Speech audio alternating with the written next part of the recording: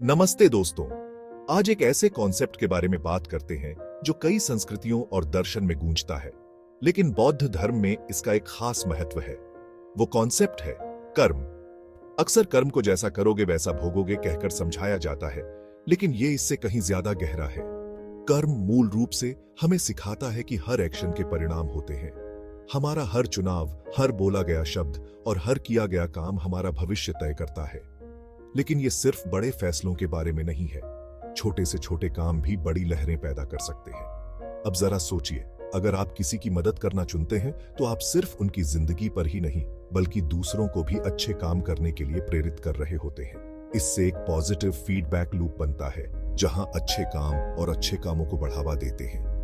दूसरी तरफ नकारात्मक काम इसके उल्टे असर दिखा सकते हैं। बौद्ध धर्म में कर्म सिर्फ कोई ब्रह्मांडीय नियम नहीं है, ये नैतिक जीवन जीने के लिए एक दिशा निर्देश है।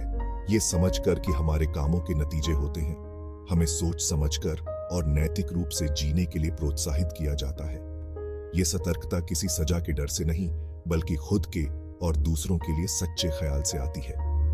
एक ऐसी दुनिया की कल्पना कीजिए जहां हर कोई इस जागरूकता के साथ काम करे कि उनके काम सिर्फ उनकी जिंदगी पर ही नहीं बल्कि उनके आसपास के लोगों पर भी असर डालते हैं। यही कर्म की ताकत है।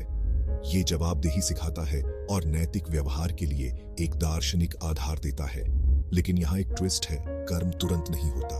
आज आप जो बीज बोते हैं उसका फल कल, अगले साल या बौद्ध शिक्षाओं के अनुसार अगले जन्म में भी मिल सकता है। ये लंबे समय का नजरिया हमें तुरंत मिलने वाले नतीजों से निराश न होने के लिए प्रोत्साहित करता है, बल्कि अच्छे के लिए लगातार प्रयास करने के लिए।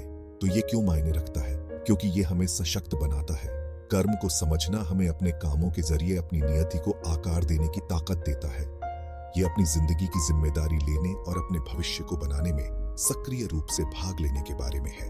कर्म के सिद्धांतों को अपनाकर हम न केवल अपनी जिंदगी को बेहतर बनाते हैं बल्कि एक बेहतर, अधिक नैतिक